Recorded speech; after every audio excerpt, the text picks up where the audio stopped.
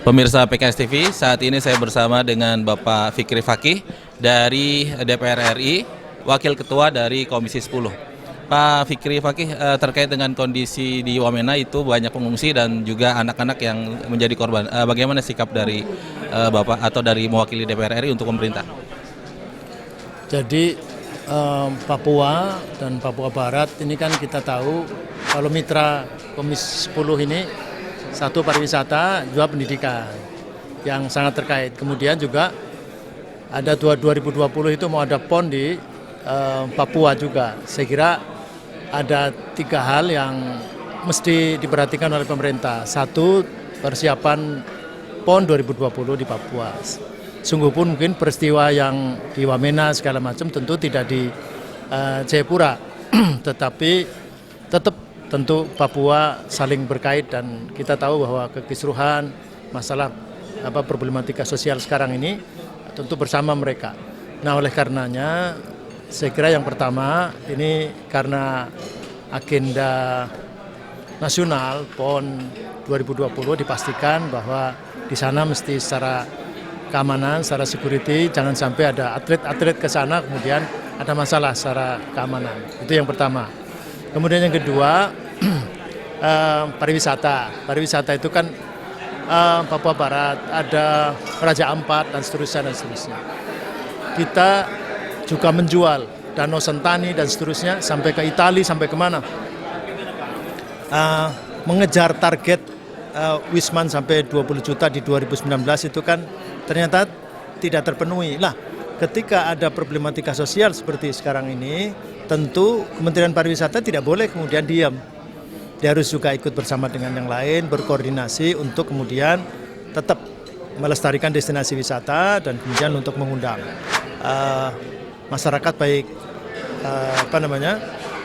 domestik maupun mancanegara. Kemudian yang ketiga, tapi ini yang penting, yaitu pendidikan. Ini adalah hak dasar dari warga negara. Kita tahu banyak pengungsi. Di beberapa tempat ketika di NTB ada bencana alam, di Sulawesi Tengah ada bencana alam, maka yang sangat mendesak karena ini urusan wajib dari pemerintah daerah dan pemerintah pusat juga wajib untuk mendorong bahwa ini terselenggara. Jadi hak warga negara untuk mendapatkan pendidikan. Jangan sampai kegiatan belajar mengajar berhenti karena bencana sosial ini. Ada bencana alam, ada bencana sosial. Tentu sama, harus diatasi juga karena masyarakatnya sama dan kemudian kegiatan yang mereka lakukan atau akibat yang dari bencana ini adalah mengungsi dan seterusnya. Berarti kan mereka tidak bisa belajar. Nah, jangan sampai berlarut-larut lama mereka tidak mendapatkan haknya.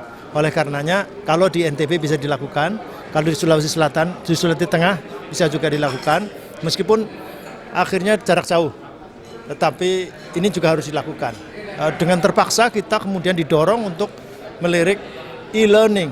Jadi pakai layar, kemudian gurunya dari jauh, kemudian kegiatan belajar mengajar tetap berjalan.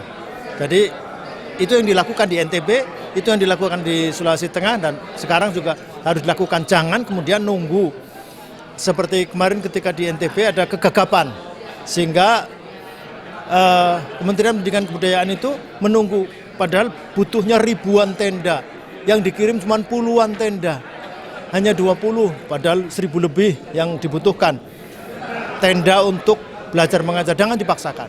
Kalau kira-kira berapa lama untuk melakukan e-learning tersebut dengan kondisi saat ini? Karena sudah dilakukan juga di NTB, juga sudah dilakukan untuk menyelesaikan problematika di Sulawesi Tengah, saya kira ini tidak boleh lama-lama. Jadi sambil juga trauma healing kepada anak-anak, kepada keluarga, jangan sampai kemudian mereka bersedih hati terus-menerus. Sambil kita berharap ya TNI Polri untuk menyelesaikan problematika keamanan karena kita dengar ngeri gitu, artinya bencana sosial ini ternyata lebih ngeri dari bencana alam. Bencana alam itu dari Allah Subhanahu wa taala, dari Tuhan Yang Maha Esa. Itu begitu rupa ngerinya. Nah, sekarang ini luar biasa lebih ngeri ternyata bencana sosial. Oleh karenanya saya kira kita berharap bapak-bapak pemangku kepentingan untuk menjaga keamanan mudah-mudahan maksimal Kemudian jangan lupa leading sektor seperti pendidikan juga harus tetap berjalan. Jangan kemudian lengah dan jangan menunggu waktu. Saya kira itu. Baik, terima kasih Pak Fikri Fakih dari Wakil Ketua Komisi 10 DPR RI. Demikian pemirsa PKS TV, laporan pada kali ini tentang kondisi di Wamena dan saran dari DPR RI untuk pemerintah. Assalamualaikum warahmatullahi wabarakatuh.